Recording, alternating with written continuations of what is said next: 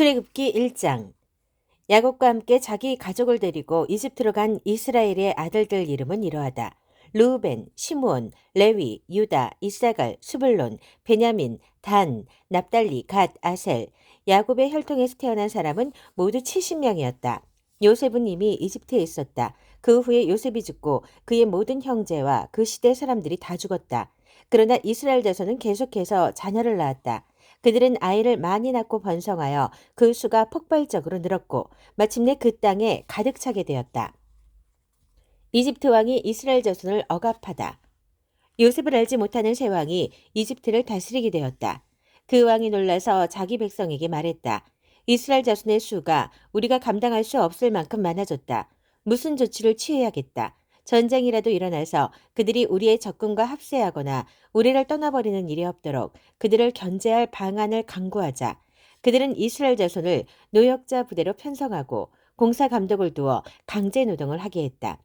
이스라엘 자손은 바로를 위해 곡식을 저장해둘 성읍 비돔과 라암셋을 세웠다. 그러나 이집트 사람들이 그들을 가혹하게 부릴수록 이스라엘 자손은 더욱더 불어났다. 어디를 가나 이스라엘 자손이 있었다. 이집트 사람들은 이스라엘 자손을 감당할 수 없게 되자 그들을 전보다 더 혹독하게 다루었고 강제 노동을 시켜 그들을 짓눌렀다. 이집트 사람들은 벽돌과 회반죽 만드는 일과 힘든 밭일 등 온갖 고된 노동으로 이스라엘 자손을 괴롭게 했다. 그들은 산더미처럼 많은 일과 과중한 노역을 부과하여 이스라엘 자손을 억압했다. 이집트 왕이 시브라와 부하라 하는 히브리 산파 2명과 이야기를 나누었다. 너희는 히브리 여자들이 아이를 낳을 때 잘 살펴서 사내 아이거든 죽이고 여자아이거든 살려두어라. 그러나 산파들은 하나님을 깊이 경외했으므로 이집트 왕이 명령한 대로 하지 않고 사내 아이들을 살려두었다. 이집트 왕이 산파들을 불러들여 말했다. 너희가 어찌하여 내 명령을 따르지 않느냐? 너희가 사내 아이들을 살려주었더구나. 산파들이 바로에게 대답했다. 히브리 여인들은 이집트 여인들과 달리 힘이 좋아서 산파가 도착하기 전에 아이를 낳아버립니다. 하나님께서 그 산파들을 기뻐하셨다. 이스라엘 백성은 그 수가 계속 증가하여 아주 강한 백성이 되었다. 산파들이 하나님을 경외했으므로 하나님께서 그들의 가정을 번성하게 하셨다. 그러자 바로가 온 백성에게 명령을 내렸다. 태어난 사내 아이는 모두 나일강에 던져 죽여라. 그러나 여자아이는 살려두어라. 출애굽기 2장. 모세가 태어나다 레위 가문의 한 남자가 레위 가문의 여자와 결혼했다. 그 여자가 임신하여 아들을 낳았다. 그녀는 그 아이에게 특별한 것이 있음을 보고 3달 동안 아이를 숨겨서 길렀다.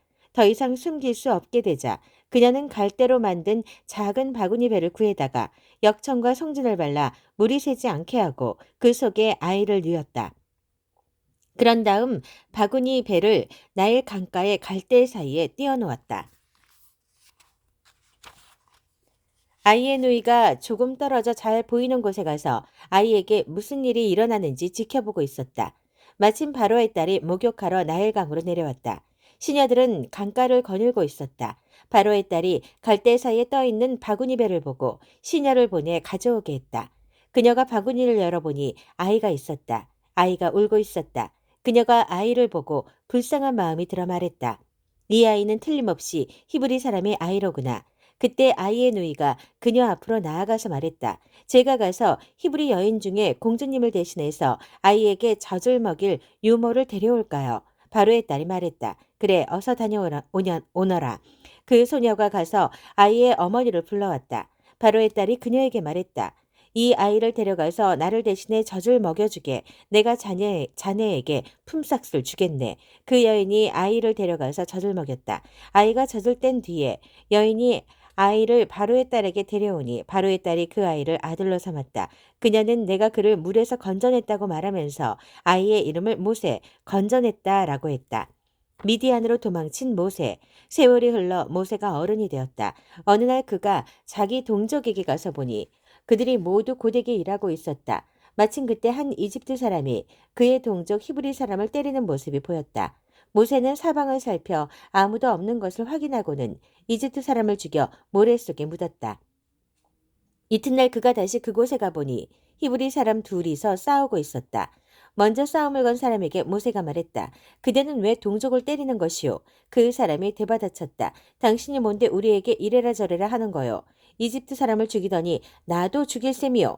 그러자 모세가 두려워하며 말했다. 탈로 났구나. 사람들이 이 일을 알고 있다. 바로가 이 소식을 전해 듣고 모세를 죽이려 했으나 모세는 미디안 땅으로 도망쳤다. 그는 한 우물가에 앉아 있었다. 미디안 제사장에게 7딸이 있었다. 그 딸들이 우물가로 와서 물을 길어 여물통에 채우고 아버지의 양떼에게 물을 먹였다. 그때 어떤 목자들이 와서 그들을 쫓아내자 모세가 그 딸들을 구해주고 그들이 양떼에게 물을 먹이는 것을 도와주었다. 딸들이 집으로 돌아가 자기 아버지 루엘에게 이르니 아버지가 말했다. 일찍 끝났구나. 어떻게 이렇게 빨리 돌아왔느냐? 그들이 말했다. 어떤 이집트 사람이 목자들한테서 우리를 구해주고 우리를 위해 물을 길어 양떼에게 먹여주기까지 했습니다. 아버지가 말했다. 그 사람이 어디 있느냐? 어째서 그 사람을 남겨두고 왔느냐? 그를 불러다가 함께 식사하도록 하자. 모세가 그의 제안을 따라 그곳에 정착하기로 하자 루엘이 자기 딸 십보라 셋을 모세에게 아내로 주었다. 십보라가 아들을 낳자 모세는 내가 낯선 땅에서 나그네가 되었다고 말하면서 아이의 이름을 게르솜 나그네라고 했다. 세월이 많이 흘러 이집트 왕이 죽었다. 이스라엘 자손이 종살이 때문에 신음하며 부르짖었다. 고된 노역에서 벗어나게 해달라는 그들의 부르짖음이 하나님께 이르렀다.